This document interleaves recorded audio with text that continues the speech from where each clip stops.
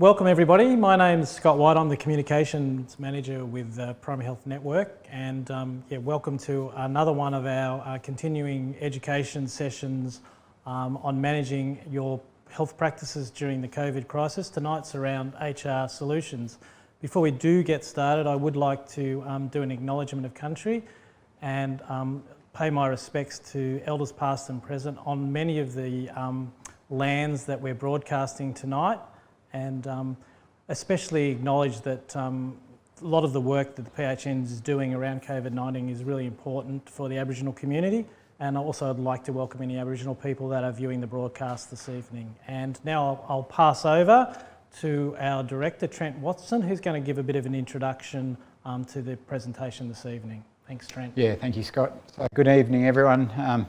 As Scott said, my name's Trent Watson. I'm a board member of the Hunter New England Central Coast PHN. The COVID pandemic, well, it's thrown up many challenges, particularly for those of us that employ people and those that are employed. So I suppose we're on a constant pursuit of certainty, and as uncertainty certainly eats away at our soul, and it's difficult to tolerate, particularly in these constantly changing and challenging environment, particularly at the moment. But I'm pleased to introduce Christy Howson today. She's a solicitor at Osborne Law. She brings with her a wealth of knowledge to us to answer some of the questions and uncertainties related to employment law today. Now, Christy, a Newcastle graduate, holds a Bachelor of Law and also Commerce from the University of Newcastle.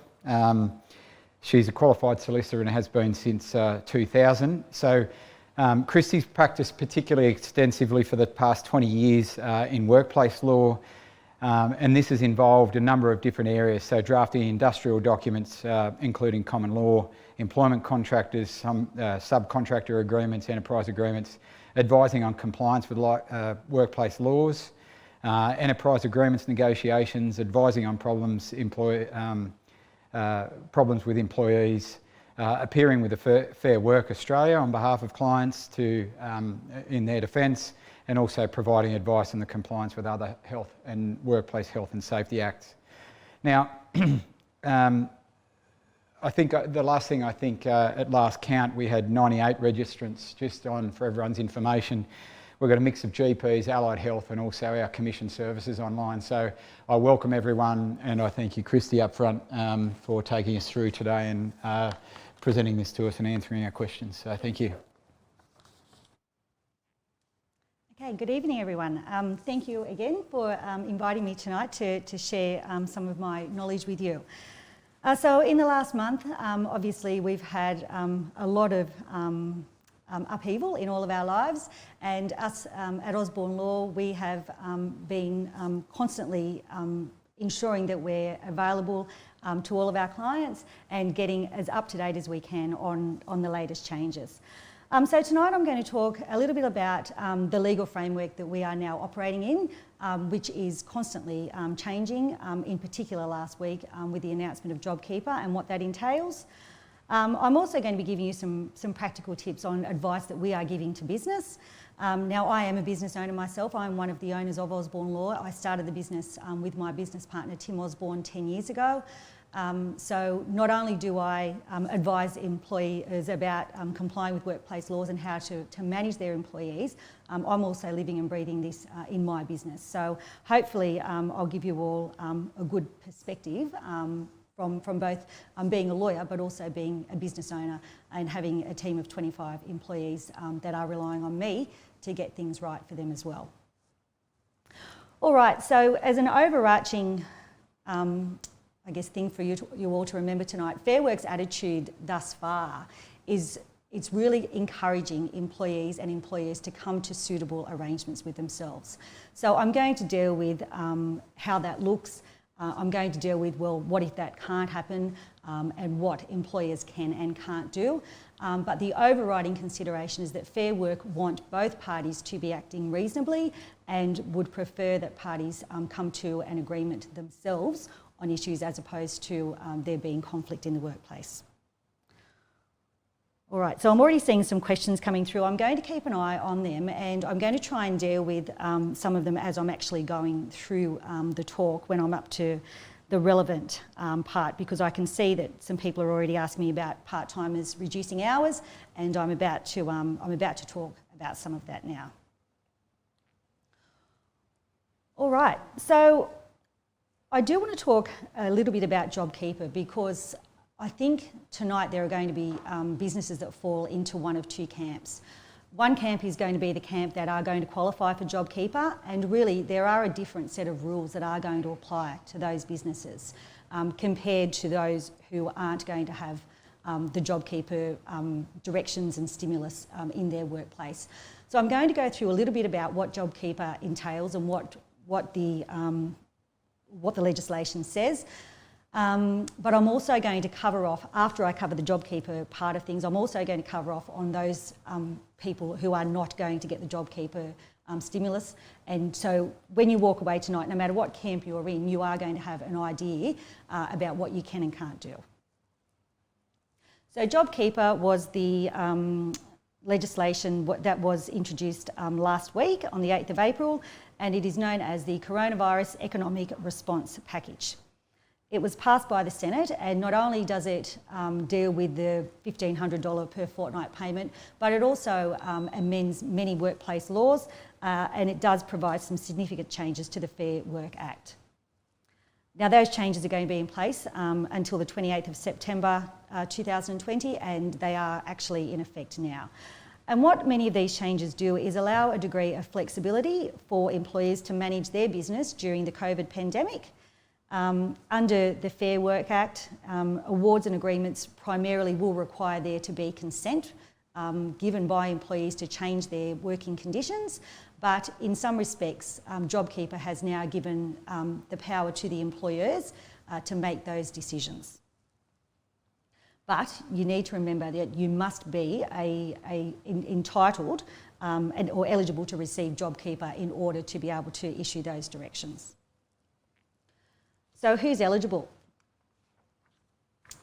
So under the JobKeeper payment scheme, payments will be made to eligible employers for up to the 6-month period, and it's going to mean, and what an eligible employer is those with more than a 30% reduction in their turnover compared with the same period of last year that is due to COVID-19. So any eligible employer will receive $1,500 per fortnight per eligible employee, and they must withhold tax and then pass that $1,500 on to their eligible employees. So that's very important. The $1,500 must be passed on in its entirety, but tax is taken out. Now, there's been a lot of questions around the 30%. Okay, what does more than 30% reduction in turnover mean? It's probably more a question for accountants and for every business to look at individually, but I just thought for those that really want an idea about whether they're in or out, I can give a little bit more context as to what that 30% is. So the commentary we've received at the moment suggests that the 30% turnover is defined to be the GST turnover, which is reported on your business activity statement. So they're going to be looking at the BAS that you lodged this time last year, and the comparison is going to be made to that BAS. Now, how will that work for people on monthly BAS versus quarterly BAS? There is a degree of forecasting that is going to be required to be performed. There is no doubt about that, and the legislation and the commentary does talk about, if not only if your turnover has fallen, but also if it's likely to fall as a result of that 30%. Now, there's also some applicability for JobKeeper to charities. So if they estimate, charities that are registered will be eligible also for the subsidy if they estimate that their turnover has fallen or will likely fall by 15%. So that just gives you a bit of an idea. If you think you're about 30% down from last year, or if you're a registered charity, and you think you're going to be about 15% down compared to what you reported on your BAS last year. So it's not looking at how much money's come in. So there's certainly nothing to suggest that we're considering actual cash received in your business. It is what is reported on your business activity statement. But as I said, I recommend that you all take accounting advice on that. Now, eligible employees, so before the bill was actually discussed in the Senate, you may recall that there was some discussions between the unions trying to get more casuals and to increase the net on who was going to fall in it or not. But what was ultimately decided by the Parliament was that all full-time and part-time employees are going to be eligible employees for the purpose of JobKeeper, and casuals who are 16 years or over and have been on fairly regular and systematic employment for 12 months, certainly since on or at the 1st of March 2020. And it also is going to apply to self-employed people. So what happens with the payments? Importantly, businesses must have paid their employees the $1,500 before they are entitled to receive the JobKeeper payment. So employers will be reimbursed by the ATO monthly in arrears. That will start as of early May 2020 and will go back to the 30th of March. The payments should be made through an employer's normal payroll system and should be reported to the ATO via the single touch payroll. So if the employee has not been paid or does not normally receive $1,500, so this will certainly apply to a lot of part-time and regular casual employees, then as an employer you are legally obliged to top up that payment to the $1,500. So that is certainly something that is causing quite a fair bit of angst, but to qualify and to get this payment, that is something that employers must do. That $1,500 has to be paid. If you've got an employee that works 1 or 2 days a week that normally, say, brings home $800 or $1,000 a fortnight, you're going to need to top that up to $1,500 and they will get that full $1,500. All right. Superannuation. So obviously the JobKeeper payments will affect superannuation obligations. So if the employee earns above the normal $1,500, the superannuation obligations will remain unchanged. So employers will still need to remit their superannuation on behalf of those employees. If, however, you're in the group that I just spoke about where a top-up payment needs to be made, so for someone who wasn't earning more than that $1,500 in a fortnight, but the employer needs to top that up, then there's no obligation for the employer to increase the superannuation payments on that top-up amount. Okay, so if there's whatever that gap payment is to get the person to the $1,500, the employer does not need to pay superannuation on that, but certainly needs to pay it for what the employee was already earning. All right, so that's a bit of a snapshot on the financials in relation to JobKeeper, and hopefully that will give people a bit of an idea, or businesses a bit of an idea about whether you're going to be in or out. And so I'm getting some questions about JobKeeper. So I'll go through the hours of work and then we'll talk a little bit more about some payments and certainly some leave. So as well as the payment, JobKeeper, as I indicated, does amend the Fair Work Act, but it only amends it for those that are in the JobKeeper. So these varying hours of work, these JobKeeper enabling directions can only be issued by employers who are going to receive the JobKeeper stimulus on behalf of their employees. So as I said, there are going to be two camps. For those that are in JobKeeper,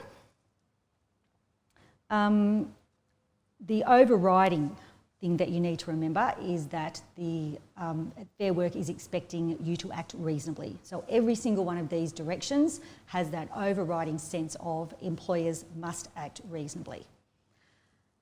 And it's a big power that's been given. I mean, this legislation basically will override employment contracts. It will override other inconsistent provisions of the Fair Work Act. It will also override awards. So it is a very, very powerful legislation. Anything that is inconsistent with JobKeeper will not prevail. JobKeeper will prevail, whether it be any sort of industrial instrument. So for employers who qualify, they are able to give their employees what are called JobKeeper enabling directions. So JobKeeper enabling directions effectively allow an employee to give direction to vary the hours of work of an employee without the employee's consent, so without their consent, only if that employee cannot be usefully employed for their normal hours or days during a stand-down period because of changes that are attributable to the COVID pandemic or government initiatives to slow down the transmission. Okay, so all of those components need to be satisfied in order to give that direction. So the direction can be to not work on a day or days on which the employee would usually work. The direction can be to force employees to work for a lesser period than they would ordinarily work. And it can also be for employees to work a reduced number of hours compared with their ordinary work.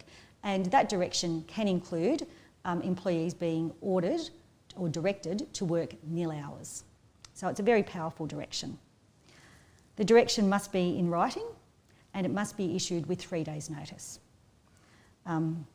Also, in relation to varying hours of work, employees need to be aware that employees can work a second job. So if their hours are being reduced to a great extent, they do have the ability to work a second job under these new JobKeeper laws. So that's really the big ticket item, the varying of the hours of work and giving the employees the ability to say, I need this particular employee only 2 days, or that particular employee for 3 days, and really certainly give that direction on what is best for their business due to this outbreak. So in addition to the varying of hours of work, employers can also issue these enabling directions in order to change the type of work that an employee is performing, their locations and work days. So I have some clients at the moment, as a practical example, that have a sales department that is really, there's really nothing much at all for those people to do. So they've now directed some of those employees to work in the factory. So obviously there were some discussions about that, and really it wasn't a direction, it was a consultation, and they all agreed to do it. But it just goes to show that employees are willing to have a go. Employers want to keep people on at all costs. So this is certainly something that I'm seeing in day to day. Certainly though, if employers are directing employees to perform higher duties, so for example, if they're employing them to do different work that has a different rate of pay under an award perhaps, then they need to pay them that higher rate of pay. So employers don't get out of it that easily in upskilling people or making them do harder work for less pay. The location of work can also be varied. Obviously, we need to ensure that we're not breaching the current social distancing rules.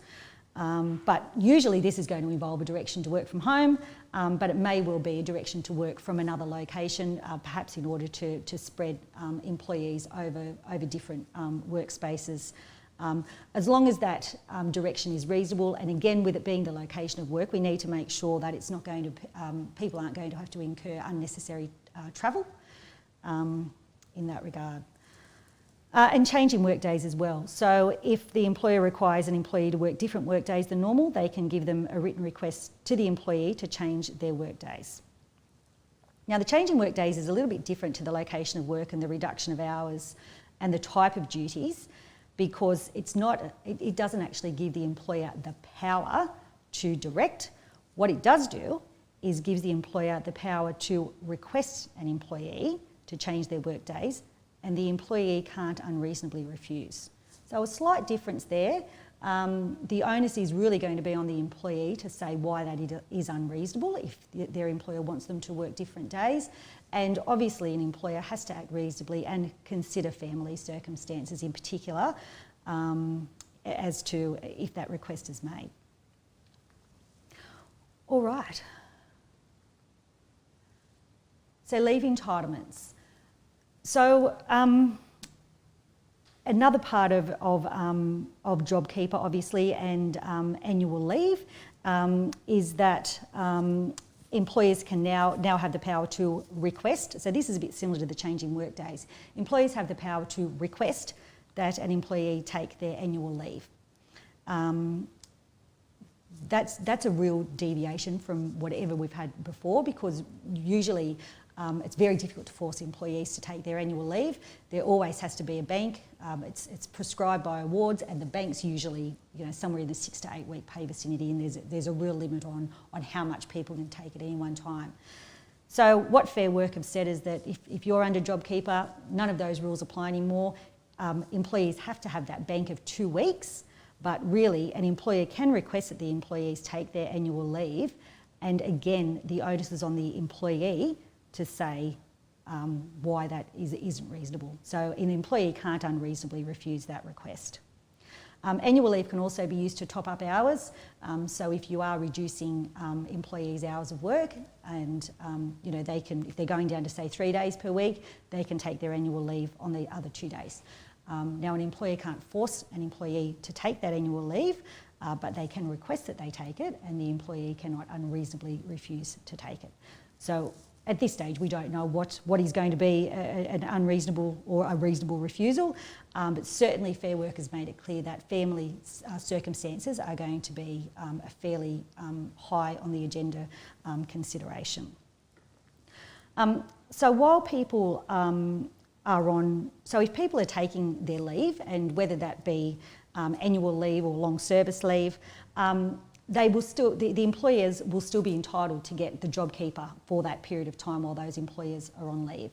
Okay, so if you've got an employee who is taking leave during this 6-month period, then yes, the employer will still get their $1,500 payment from the ATO in relation to that JobKeeper. So employees, so they'll take their annual leave and or their long service leave, but that $1,500 payment will still continue on, and I think that may have been one of our questions. All right. So leave entitlements will, I'm going too far back. Leave entitlements will continue to accrue as per people's normal hours of work. So if you're issuing, as a business, if you're issuing a direction to reduce one of your employees or a number of your employees' hours of work, you still need to accrue their annual leave and their personal leave and their long service leave as if they were working full time. So reduced hours in these circumstances doesn't mean reduced accruals, and the government has been very clear in its amending legislation on that basis that leave accruals will still continue as though the person was working their normal hours.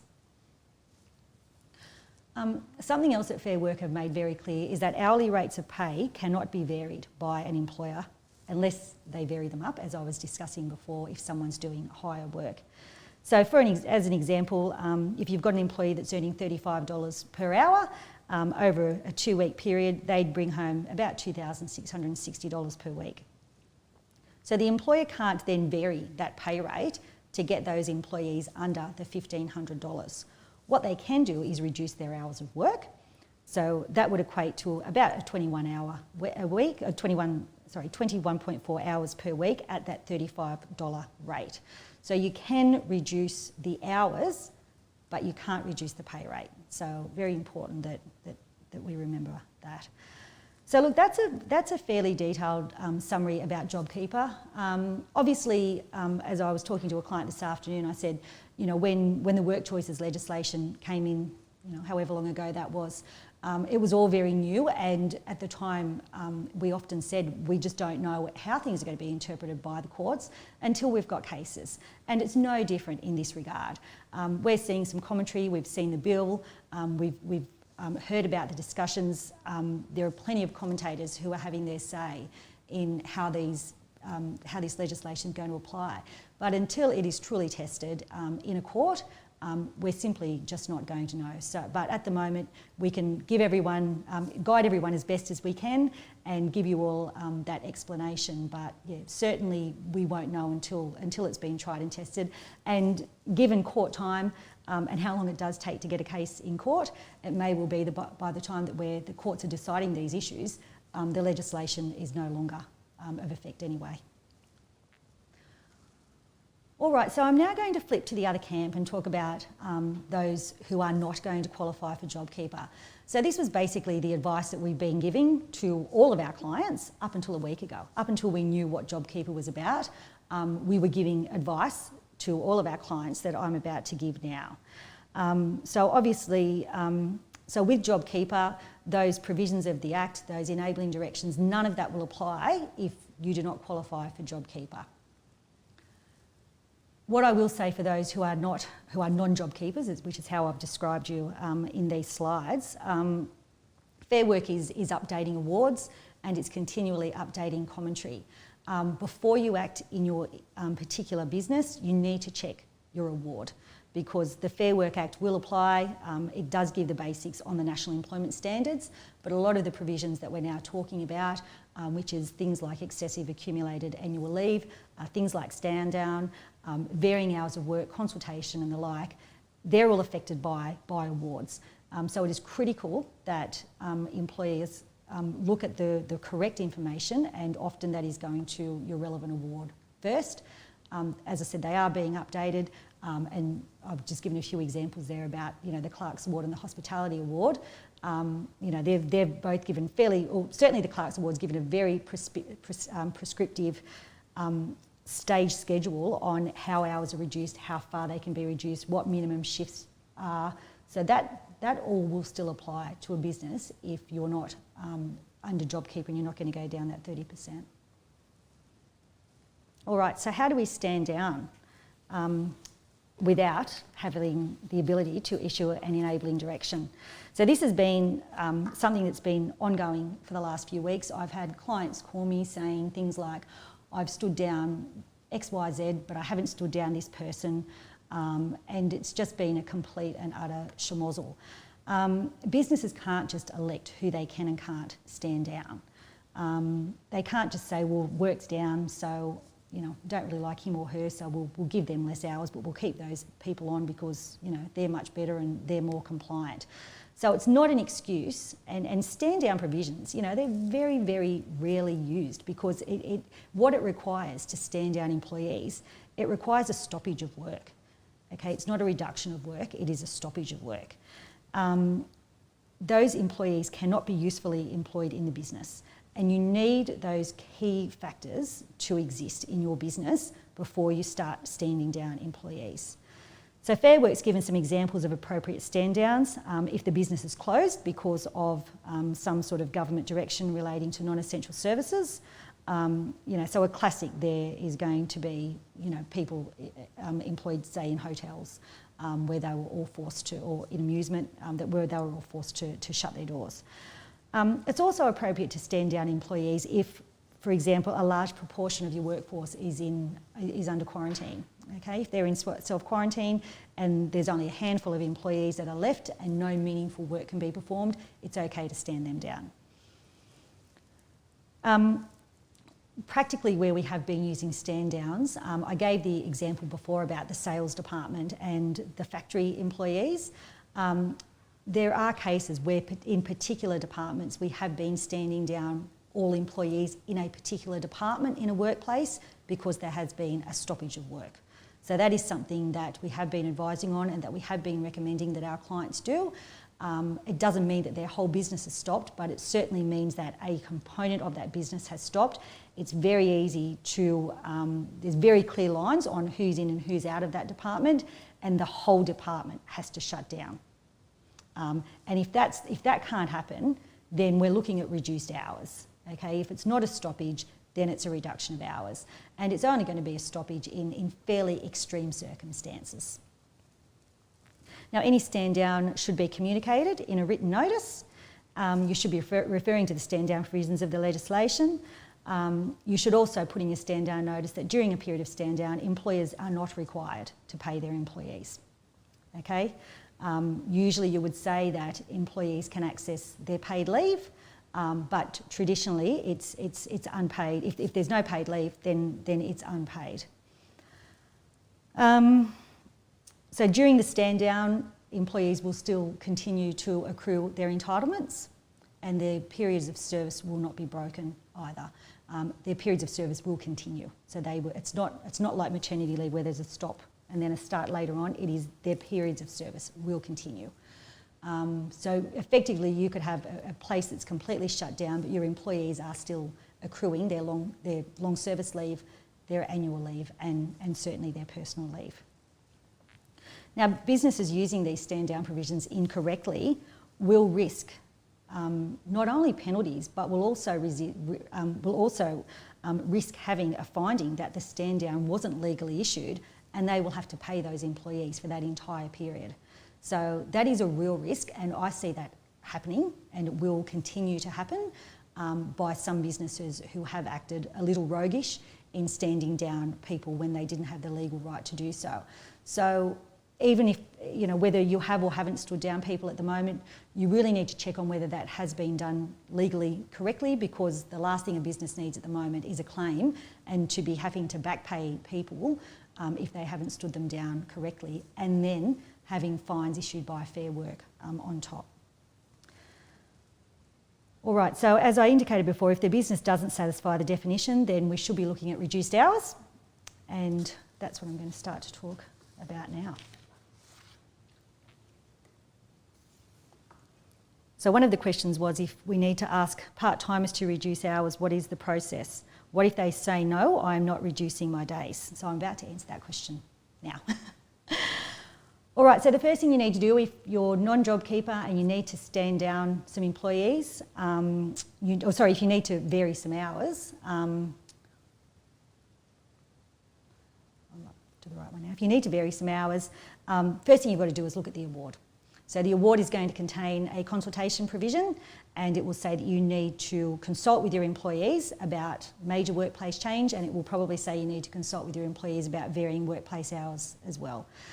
So under the Health Professional and Support Services Award, if an employer proposes to change the regular roster or the ordinary hours of work of an employee, then they're under a legal obligation to consult. What consulting means is that the employer must provide the employees and any representatives, so any unions, information about the proposed change. So they've got to say to them, this is what we propose, this is when it's going to happen, this is how things will look for you. And then importantly, you've got to give the employee the right to have their say. Okay, they've got to have the opportunity to give their views about the impacts of these changes. Family and caring responsibilities will again play a big factor. And there needs to be that discussion. So Fair Work is hoping that everybody can have these discussions and everybody agree moving forward, and you know, we all get on our merry way.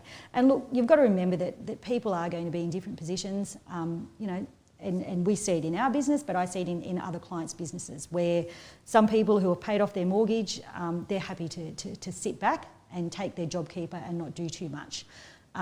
Other people who are, you know, paying off mortgages or who don't have that financial security, they're going to resist. And so, you know, you're going to be dealing with a lot of circumstances. The practical advice that I can give you is people like to have a say or some control over what their outcomes are going to be. So part of your consultation process may be asking the employees to put forward a proposal.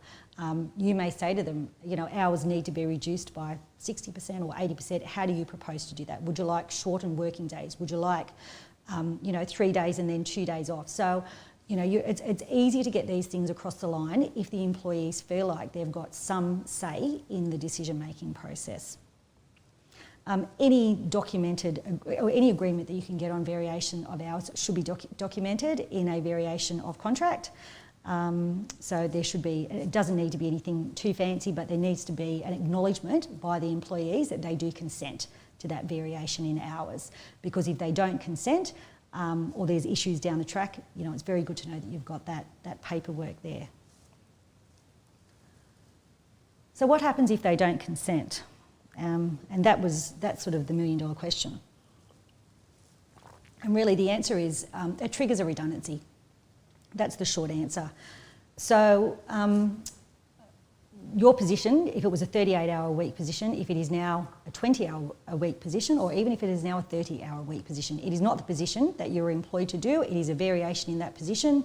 The position that you were doing or that an employee was doing is no longer available, and therefore it triggers a redundancy.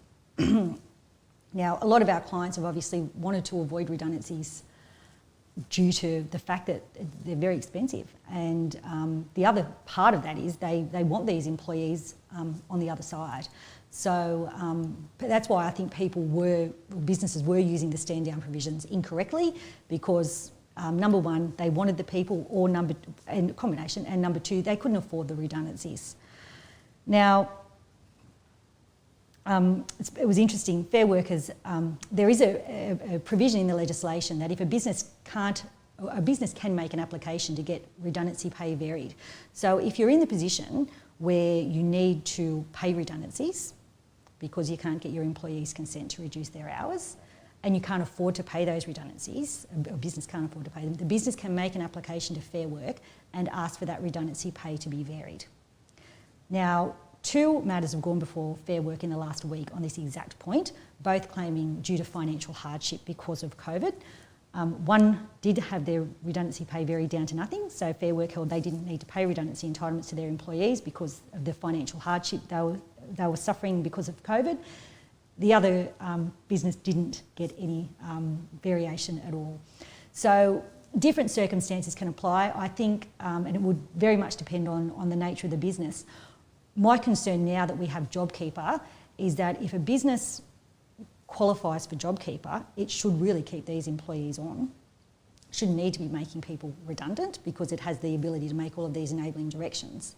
And I think if you're making an application, if you're a non-JobKeeper and you're making an application to Fair Work to vary your redundancy pay, but you don't qualify for JobKeeper, so you haven't got more than that 30% reduction, I think you may struggle on those financial grounds. So I don't see too much happening in that space now that we have JobKeeper. Obviously those 2 cases, even though decided in the last week, it was pre-JobKeeper.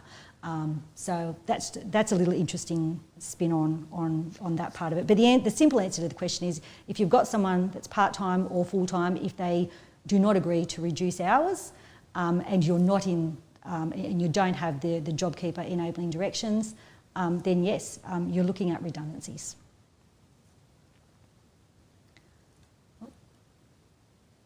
The other thing that we need to talk about too in relation to those that are not on JobKeeper is about the leave. So obviously I indicated that one of the JobKeeper enabling directions allows the business to force employees to take their annual leave as long as they've got a 2-week bank and as long as they're acting reasonably. If your business doesn't qualify for JobKeeper, you don't get to do that. You need to check your award to see what provisions are available for you in relation to excessive annual leave. And as I said, most of those are about that 8-week mark, and you can usually only direct an employee to take a quarter every 12-month period, and there's got to be a bank. But you will need to check your specific award for that, but it is a lot harder if you are a non-JobKeeper to force your employees to take leave. All right. So I'm just going to have a quick look through the questions because I'm going to move on to some safety things now, and I just want to make sure that I've dealt with all of these.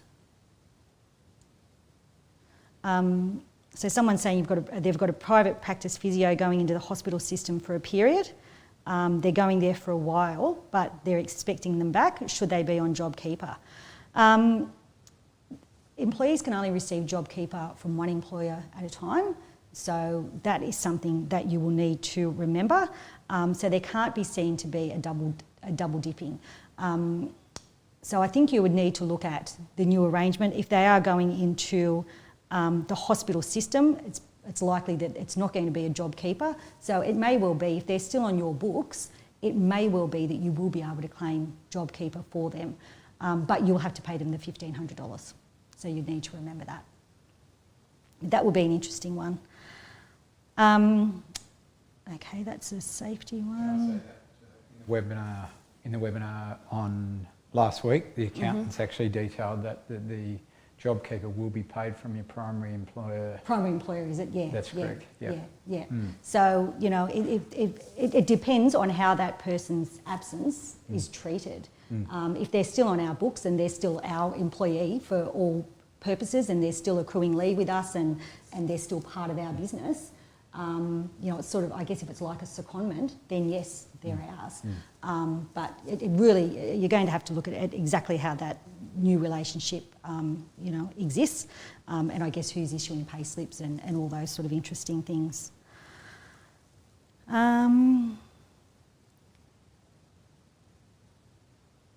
If an employee has taken unpaid leave and they've been nominated on the JobKeeper scheme, how will that work with the qualifications for payment? So if they're on unpaid leave at the moment, then again, you will need to pay them the $1,500 to get that $1,500 back. So you need, if there's people now in your workforce that are on unpaid leave, you would need to make sure that they have been paid that $1,500. So you can't, as a business, you can't get it unless you've paid it. Would that constitute paid leave then? Well, they can convert it to paid leave. They may not want to. And that But would they have to can. be in negotiation. Yeah. It's an interesting one, Lee, because some employees are quite happy to do it, but others are holding on to it for grim life, which is understandable because we just don't know what the future's going to hold. But yeah, that is an interesting one. So another question about the redundancy, which is a good one. If you've requested someone work from 4 days and then go and someone that works 4 days, if you've asked that they go down to 3 days and they refuse, and you have to make them redundant, can you fill the position again? Well, you can fill the 3-day week position. You can't fill the 4-day week position because technically the 3-day week position is a new position. The position that the employee was made redundant from was a 4-day a week position. All right, okay, so I'll move on now to some sort of health and safety. And I mean, realistically, you're all working in the medical field and, you know, you're probably a lot more all over a lot of this than what I am, but I can certainly give you some ideas about what advice we're giving to our existing clients. Some are in private medical practice, there's no doubt about that. Others have factories, others have offices. So we do deal with a large range of clients, and this is the general advice that we're giving. I mean, at the end of the day, as an employer, we've got to remember that it is our duty to provide a safe system of work for all of our employees. The buck stops with us, and we need to make sure that we have a proper paper trail so that if there is an incident, we can clearly say what our policies were and what our procedures were. So there should be a coronavirus policy or suite of policies and procedures. It should clearly say, really, workers, all of your employees should know when they should stay away from the workplace, what action do they take, what do they do if they're unwell, and what symptoms they should be concerned about. The policies should also deal with things like quarantining, working from home, what is considered to be close contact, what happens if an employee gets coronavirus, and just general safety. Look, I mean, your basics are things like if your employees can work from home, let them work from home. I'm surprised at how many businesses are still making their employees go to work. It surprises me, and it's a risk. I think a lot of this is due to not having adequate IT systems in place, and that is certainly critical if you want your employees to be working from home. But I consider any business that is allowing their employees to come to work at the moment, and you know, when realistically they could be working from home with appropriate IT support, is at serious risk if one of their employees does develop COVID.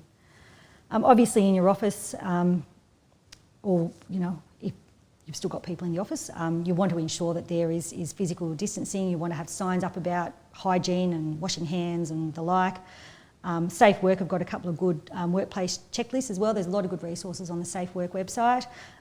So I encourage you to get on that and get some good templates in place. I'm sort of going to go into a few scenarios now about quarantining and people who must quarantine, people who think they should quarantine. So I'll go through a few different scenarios. How am I going for time? Quarter of an hour you've got. Okay, all right then. Okay. All right, so obviously we know who should be self-quarantining, but that should be made clear in a policy. And really the law hasn't changed, or the guidelines haven't changed too much on this. Even though we're looking at the most updated material, it hasn't changed much. Must quarantine are obviously those that have travelled, those that have been in close contact, those who have it, those that are subject to an enforceable government order or a direction requiring them to self-quarantine. I would also strongly urge businesses to ensure that their policy says that if an employee has a fever or has respiratory symptoms, then they should be self-quarantining. Employers do have the power to require their employees to stay away from the workplace if it is reasonable.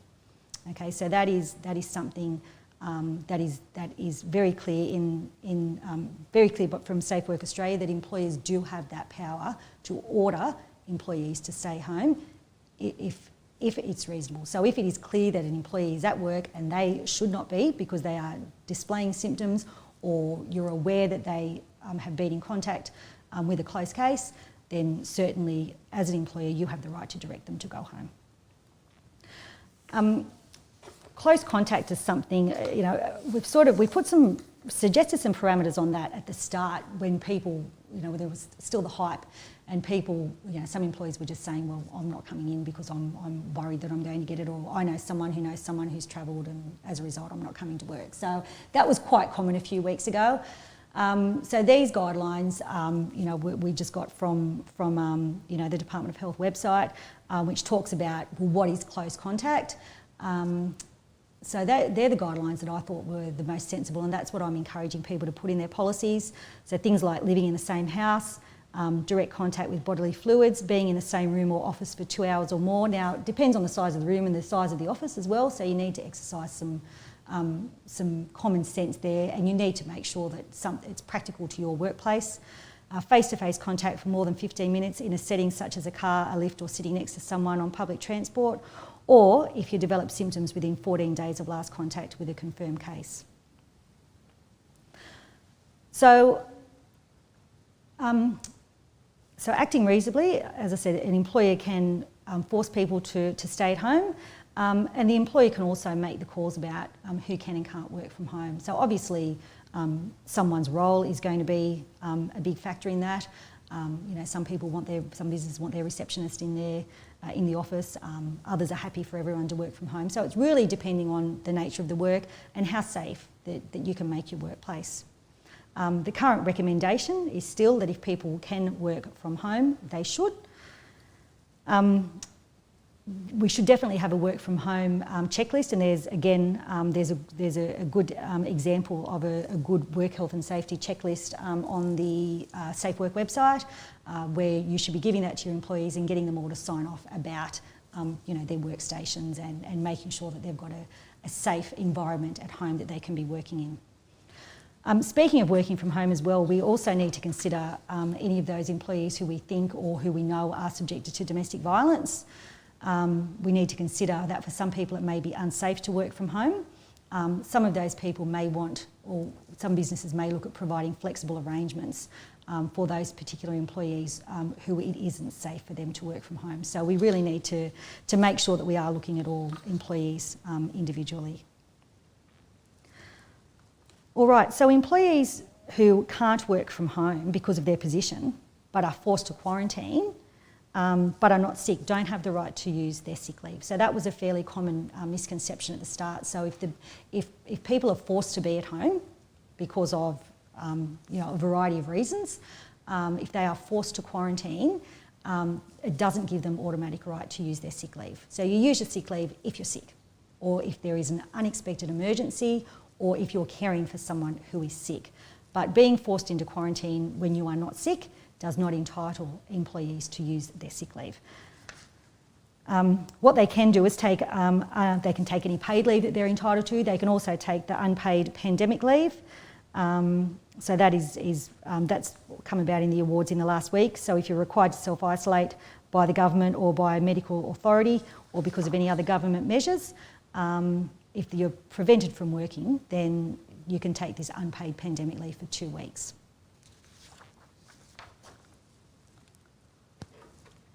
All right. So those that are sick, any employees that get coronavirus, then obviously they can take their sick leave. Whatever sick leave entitlements they have, they can take. If their partner gets sick and they need to look after their partner, they can take paid sick leave. If there's an unexpected emergency, a good example was when schools, a good example given was if you know that schools are going to close down in a week and you need to make arrangements for your children, that's not an unexpected emergency, you can't use your sick leave. If you get a call from your school that says someone at school has got coronavirus, we've got to close the school down for 48 hours starting tomorrow, that's an unexpected emergency where you would be able to use your sick leave.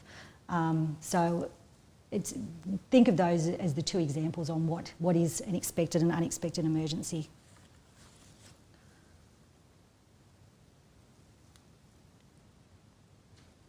All right, make sure that you've got a visual, that you've got a clear procedure, especially involved in the health industry, to ensure that your employees are safe if someone does present as a suspected case. So you need to have a very clear procedure. SafeWork has a very good visual procedure which talks about what should happen if coronavirus is or suspected in your workplace, either with an employee or with a patient. Obviously, you need to immediately assess the risk, isolate the employee. There's been a few questions about privacy, and essentially what the Privacy Act has stated in these circumstances is that information should only be disclosed on an as needs basis. So if someone in a building or someone at a workplace gets coronavirus, there doesn't need to be an email out to 1,000 people about it. It's nobody else's business, and that employee has a right to keep that information private, especially if they're working from home. If they have been in the workplace, then obviously people that have been in close contact will need to be advised. And the privacy laws, you as an employer, you are allowed to disclose that information on this as a need-to-know basis. So really what you do is you'd inform the immediate group. The other thing is the Department of Health will often give some advice about need-to-know as well, so take the advice. And then dealing with patients as well, suspected cases, you need to have a clearly documented procedure. You need to clearly set out what happens if someone comes into your reception and there is a suspected case. So that needs to be very clearly documented. And as I said, there are a lot of resources on the SafeWork website which will allow you to get those procedures documented. Vulnerable workers are something that we all need to individually consider. So people that are in the high risk category that are employees of yours who can't work from home, you really need to perform a mini risk assessment on each one of those employees to ascertain whether you can or can't give them a safe working environment, and if you cannot, they should not be at work. Employee refusing to attend work. So I touched on this a little bit before. What you've got to do really is look to see whether this concern is legitimate. Okay, so is someone having a go or are they legitimate? And what will make someone's concerns legitimate is if they are following advice or directives issued by the government or a health authority, if they fall under the vulnerable workers, if there's evidence that they could be exposed to the risk of coronavirus. So if you're a workplace, you're letting everyone come to work, you're not putting any policies and procedures in place, and you've got an employee who says, I'm not coming to work because I'm worried I'm going to get coronavirus, you know what? They can refuse to attend work in those circumstances because there is a real risk to their health, and that makes their concern legitimate. So what happens in those circumstances? If the employees aren't sick, then they can't use their sick leave. If they want to take leave, it's going to be unpaid leave or paid leave. If you think they are having a go, if it is not legitimate, then you need to start asking them for evidence about the legitimacy, and if they can't prove that, then it can be dealt with as a disciplinary matter. So you're looking at things like issuing directions to return to work and taking disciplinary action against someone if they refuse to do that. All right, getting there. So look, just some basic information there about PPE. As I said, you work in the medical field, so I'm sure you're more all over this than what I am. But as a business, if you have employees and you need to ensure that you have PPE for them, and if you don't, then they don't have to be at work. The last thing that I wanted to talk about primarily was mental health. I see this as being a massive issue. It's already starting to become an issue with clients of mine. A few tips there. There are a wealth of resources online, particularly Beyond Blue, which has the free 24/7 service. But just a couple of practical tips there about maintaining that regular communication, virtual team meetings, trying to keep everyone connected. There's going to be a few people in your organisation that you know will worry more than others, so really make sure that someone's keeping an eye on them. You may want to implement a buddy system. If there is an EAP available, then communicate that so that people are aware of where they need to go. And also think about those people that are affected by having children at home and not at school, because it is more difficult. You know, you may need to provide some of those people with flexible working hours. And just, I think you've really got to look at your workforce and look at the needs of every single person. All right, so that's just about it, I think. There's a lot of information in that period of time, but hopefully it's answered a lot of the questions. We do have 5 minutes. If there's anything that is popping up, certainly. So someone said here about guidelines for ensuring safety of employees in a residential setting. So workplace risk. So yeah, I mean, certainly, you know, whether the employees are over 70, you know, it's going to be a risk for them because they're going to be in that vulnerable worker category. It's also going to be, you know, obviously if you've got employees that are going into residential care facilities, then you're going to need to make sure that you're not exposing them in any way, and you need to really conduct those risk assessments and have those proper policies and procedures in place, documented, clearly communicated, and be seen to be doing everything you can in relation to following the guidelines that have been put out. Now there's a lot of information, the Department of Health website, Safe Work Australia and Fair Work. You know, as an employer, we all need to get our head around all of this now. We all need to make sure that we've got clear systems and policies that we're communicating, and that we've got the paper trail in the event that we may need it.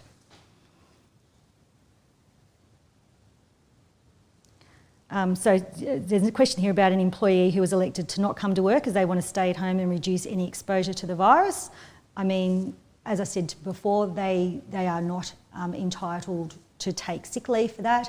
They can use their unpaid, or they can use their paid leave or unpaid leave. So when I say paid leave, I mean their annual leave or any long service leave. And if that business qualifies for JobKeeper, then perhaps that person will qualify, and you will need to pay JobKeeper payments to them, but you will need to pay them the $1,500. I also encourage you to talk, to get information where I spoke about having legitimate concerns, okay? So if this person's just simply said, I'm not coming in, well, that's not necessarily good enough unless they fall into one of those categories and unless they have a legitimate concern about the workplace or about their particular circumstances. If they're prepared to stay, well, even if they're prepared to stay on unpaid leave, it's not really good enough because you need that person to obviously, you know, to be participating in the workforce. So I would be asking some further questions about that and assessing whether there is or isn't a legitimate reason for them not wanting to come in. How does JobKeeper apply to casuals? Do they need to be working for the practice for at least 12 months? Yes, is the answer to that question. It's got to be 12 months.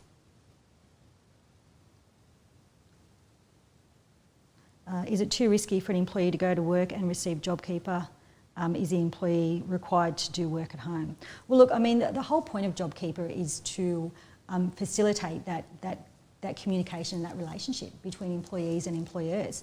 So, you know, I think people should still be working for their JobKeeper. I don't think it's an excuse for people to just stay home and receive JobKeeper and not be connected to the business. You know, there's certainly no legislation to say that, but when you're looking at the purpose of why this was done, it is to encourage that communication, to encourage that relationship, and I think people need to be doing some work in order to do that. And then you're looking at the situation where if people don't want to do work, well, is there a legitimate concern for that, and going back down that road. Please confirm JobKeeper $1,500 only applies to one employee per organisation. Yes, so it's $1,500 per employee. That's right. So Christy, we might, yeah. we've hit our time. I could talk forever, apparently. I just, can we? Yeah. Righto. I mean, if there is, I think I've gotten through most of the questions. I'm hoping some from earlier on. I think I've sort of answered Can we have access to the slides? Yes, I can do that. Anything available for aged staff? I'm sure they wouldn't be eligible for JobKeeper if they are 70. I can't recall seeing any age restrictions on JobKeeper.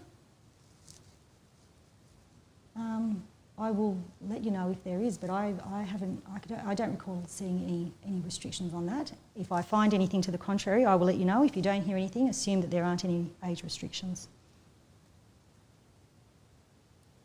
All right, I'm satisfied that I've answered everything. Chrissy, just on behalf of the PHN, thank you for your knowledge and your presentation tonight, and I'm sure probably the 90 plus, I think that count of 90 was a day or two ago. We'll appreciate your advice today. So excellent. Again, thank you so much for giving up your time tonight. That's okay. Thank you.